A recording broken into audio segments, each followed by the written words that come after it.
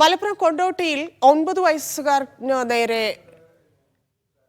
വയസ്സുകാരിക്ക് നേരെ ലൈംഗിക അതിക്രമം നടന്നതായി പരാതി. കടയിൽ സാധനം വാങ്ങാനെത്തിയ കുട്ടിയെ പീഡിപ്പിച്ചതാണ് പരാതിയുള്ളത്. ശാരീരിക ബുദ്ധിമുട്ടുകൾ അനുഭവപ്പെട്ട കുട്ടിയെ ആശുപത്രിയിൽ എത്തിച്ചപ്പോഴാണ് പീഡന വിവരം പുറത്തറിഞ്ഞത്. കുട്ടീനെ എന്തൊക്കെ ചെയ്തതെന്നുള്ളത് എനിക്ക് തന്നെ ഇവിടുന്ന് ഈ സമൂഹത്തോട് എനിക്ക് പറയാൻ പറ്റണില്ല. അങ്ങനത്തെ രൂപത്തിലാണ് കുട്ടീനെ ചെയ്തതെന്നാണ് എനിക്ക് കുട്ടീനോട് പറഞ്ഞത്. പിന്നെ അതാണെന്നുണ്ടെങ്കിൽ പുറത്ത് പറഞ്ഞിട്ടുണ്ടെങ്കിൽ കുട്ടീനെ മറ്റേ കത്തിൻ്റെ മുനയിൽ വെച്ചിട്ടാണ് കുട്ടീനോട് ഭീഷണിപ്പെടുത്തിയത്. ഇത് എന്നിട്ട് പുറത്ത് വിട്ടിട്ടുണ്ടെങ്കിൽ നീ ഇതിലെ സ്കൂളിൽ പോകണതല്ലേ, കുട്ടി കയറ്റിക്കാളൂ എന്നെ കൊന്നാളും എന്ന് പറഞ്ഞിട്ട് തൊള്ളൊക്കെ പൊത്തിപ്പിടിച്ചിട്ടാണ് കുട്ടീനോട് പറയുന്നത്. കുട്ടി പറയുന്നത് എന്താ വെച്ചിട്ടുണ്ടെങ്കിൽ ഇങ്ങനെ 3-4 പ്രാവശ്യം ഇതായിട്ട് ഇതാക്കിന് കുട്ടീനെ നല്ല ഉപദ്രവിച്ചിന് ഇയാൾ. പ്രതിക്കൊപ്പം നിൽക്കുകയാണ്. അങ്ങനത്തെ അവസ്ഥയാണ് ഇപ്പോൾ അവിടെ ഉള്ളത്. പുള്ളി ലീഗിൻ്റെ ഒരു വിളയാട്ടുള്ള സ്ഥലത്താണ് നമ്മൾ ഇന്നലെ പോയത്. അപ്പോൾ ലീഗിൻ്റെ കൗൺസിലറെ ഭർത്താവും കൂടി ഇന്നലെ വന്നിട്ട് ഉച്ചയ്ക്ക് നമ്മളെ കാക്കൻ്റെ വീട്ടിൽ വന്ന് എന്നിട്ട് സംസാരിച്ച് കോംപ്രമൈസിന് മെമ്പറെ ഭർത്താവാണ് വന്നത്. ഭർത്താവും 4-5 പേരും വന്നിട്ട് പറഞ്ഞ് നമുക്കിത് കോംപ്രമൈസ് ചെയ്തൂടെ, ഈ വിഷയം ഇത് വലിയ വഷളാക്കണ്ട, നിങ്ങൾക്ക് ഇവിടെ ജീവിക്കാനുള്ളതല്ലേ, പിന്നെ കുട്ടിയും വലുതാവുള്ളതല്ലേ, അപ്പോൾ അതിനെക്കൊണ്ട് നമുക്ക് ഇതുകൊണ്ട് കോംപ്രമൈസ് ചെയ്തൂടെ, അങ്ങനെയല്ല അതിൻ്റെ രീതി ഉണ്ടാവുക, അത് ആരും അറിയാതെ നമുക്ക് അങ്ങോട്ട് ഒത്തുതീർപ്പാക്കിക്കൂടെ എന്ന് ചോദിച്ചു.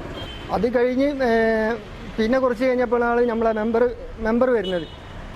33 വന്നുങ്ങാണ്ട് ഈ വിഷയങ്ങൾ സംസാരിക്കാം. 2 ലക്ഷം റുപ്യ 3 ലക്ഷം റുപ്യ വാഗ്ദാനം തരാം നമുക്ക്. 3 ലക്ഷം റുപ്യ നമുക്ക് വാഗ്ദാനങ്ങൾ പറഞ്ഞങ്ങാണ്ട് പറയാം. 3 ലക്ഷം റുപ്യ തന്നിട്ടുണ്ടെങ്കിൽ ഇത് കോംപ്രമൈസ് ആക്കിക്കൂടെ. ഒരു മെമ്പർ പറഞ്ഞു വെച്ചിരിക്കുക വേറെ ആളെ. മന്ത്രിയായിട്ട് ബന്ധപ്പെട്ടതിന് ശേഷമാണ് ഈ കേസ് ഇത്രയും സ്ട്രോങ്ങിലായത്.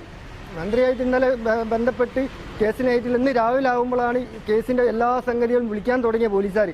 ഓൽക്ക് തിരക്ക് ഇന്നിപ്പോൾ പോലീസുകാർക്ക് ഇന്ന് ഭയങ്കര തിരക്ക്. ഇന്നലെ വരെ പോലീസ് ലീഗിൻ്റെ മൂടിൻ്റെ അടിയിൽ നിൽക്കുകയും എല്ലാ ഓല കാര്യങ്ങളായിട്ട് നടക്കുന്ന പോലീസുകാരേനി.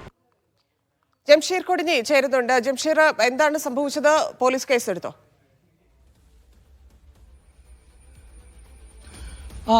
ധന്യ, ഇപ്പോൾ നിലവിൽ പോലീസ് ഇതിൽ എഫ്ഐആർ ഇട്ടിട്ടുണ്ട്. അതായത് കഴിഞ്ഞ ആഴ്ചയാണ് ഈ കേസിനാസ്പദമായ സംഭവം നടക്കുന്നതായി പറയുന്നത്.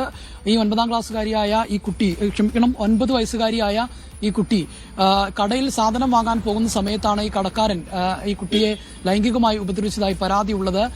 ഈ സംഭവം അറിയുന്നത് ഈ കുട്ടിക്ക് ചില ശാരീരിക അസ്വസ്ഥതകൾ അനുഭവപ്പെടുകയും ചില വേദനകൾ സ്വകാര്യ ഭാഗങ്ങൾ ഉൾപ്പെടെ അനുഭവപ്പെടുകയും ചെയ്തതോടെ മറ്റെന്തെങ്കിലും അസുഖമാണോ എന്ന് കരുതി വീട്ടുകാർ ആശുപത്രിയിൽ കൊണ്ടുപോയപ്പോഴാണ് ഡോക്ടറാണ് ഇത് ആദ്യം മനസ്സിലാക്കുന്നത്. പിന്നീട് ഡോക്ടർ പോലീസിനെ അറിയിക്കുകയായിരുന്നു എന്നുള്ളതാണ്. പിന്നീട് അപ്പോഴാണ് ഈ പീഡന വിവരം പുറത്തറിയുന്നത്. ക്രൂരമായ രീതിയിൽ പീഡിപ്പിച്ചു എന്നുള്ളതാണ് പറയുന്നത്. ഈ സംഭവവുമായി ബന്ധപ്പെട്ട് കൊണ്ടോട്ടി പോലീസ് ഇപ്പോൾ കേസെടുത്തിട്ടുണ്ട്. ഈ കൊണ്ടോട്ടി ഐക്യപ്പെട്ട് സ്വദേശി മുഹമ്മദ് എന്ന 65-കാരൻ ഇയാൾ ഒളിവിലാണ് എന്നുള്ളതാണ് പോലീസ് പറയുന്നത്. പ്രതിക്കെതിരെ പോക്സോയുടെ 10-ലധികം വിവിധ വകുപ്പുകളും ന്യായസംഹിത പ്രകാരമുള്ള മറ്റു വകുപ്പുകളും ചേർത്ത് കേസെടുത്തിട്ടുണ്ട്.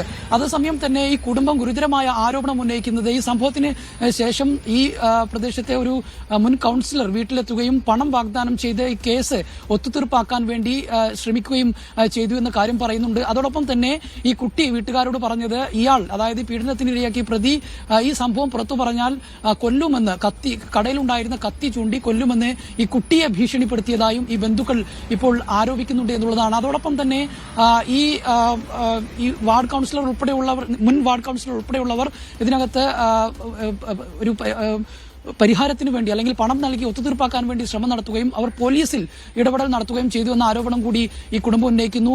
ഈ കാര്യം അറിഞ്ഞ ആ സമയത്തൊന്നും പോലീസിന്റെ ഭാഗത്തുനിന്ന് കൃത്യമായ ഒരു ഇടപെടൽ ഉണ്ടായില്ല. പിന്നീട് കാര്യങ്ങൾ കൈവിട്ടു പോകുന്നു എന്ന് മനസ്സിലാക്കിയതോടെ ഇവരുടെ മറ്റു ബന്ധുക്കൾ വിവരം അറിയിക്കുകയായിരുന്നു. അവർ മന്ത്രി PM മുഹമ്മദ് റിയാസിനെ വിവരം അറിയിക്കുകയും മന്ത്രി ഇടപെട്ടതിനെ തുടർന്ന് പിന്നീട് പോലീസ് കാര്യക്ഷമമായി ഇടപെടുകയും പിന്നീടാണ് കേസെടുക്കുകയും FIR ഇടുകയും ചെയ്തെന്നടക്കമുള്ള ആരോപണവും ഈ കുടുംബം ഉന്നയിക്കുന്നുണ്ട്. ഏതായാലും ഇപ്പോൾ നിലവിൽ ഇതിനകത്ത് ഇപ്പോൾ പോലീസ് FIR ഇട്ടിരിക്കുന്നു. പക്ഷേ ഈ പ്രതി ഒളിവിലാണെന്നാണ് പോലീസ് പറയുന്നത്. ധന്യ.